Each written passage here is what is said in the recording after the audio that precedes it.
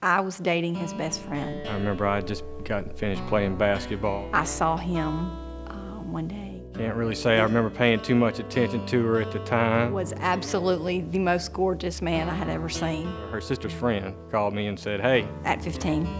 she really likes you. I had only eyes for him after that. We dated for about 5 years, and then we decided it was time to get married. I thought it was going to be Prince Charming and Cinderella.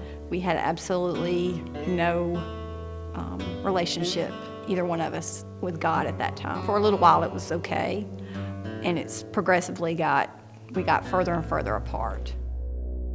We had some financial issues. It was good for a little while, and something happened. We grew apart. We kind of lost touch with each other. We started having problems, and at a young age, Something was broken, and neither one of us really knew what it was. nobody ever wants to admit that they have problems, but we did. But it progressively got worse. I didn't really want anybody to know, there was anything wrong. When you don't have God, you really don't have a whole lot to lean on. Slowly but surely started to go downhill. Living in the same house, but we lived in separate rooms. And we started to pull away from each other. We passed each other in the hall, going to work. And we started to really lose trust in each other. Basically just complained to other people about each other, especially me. We started looking for somebody to confide in. Well, we started turning to our friends. It was just very broken, and something had to be done. A lot of the friends that I had at the time were single.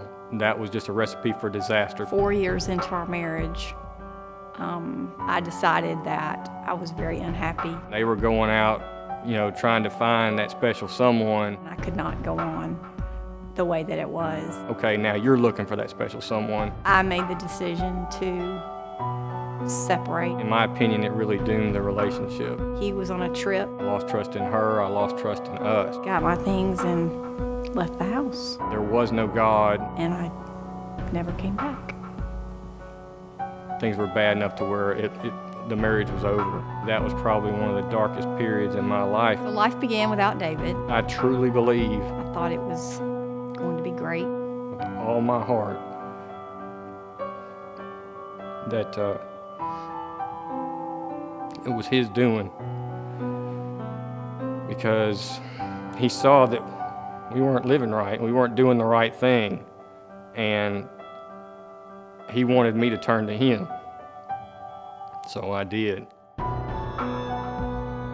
But every night when I would go to bed, me and God would talk. And I said, God, I have exactly what I wanted.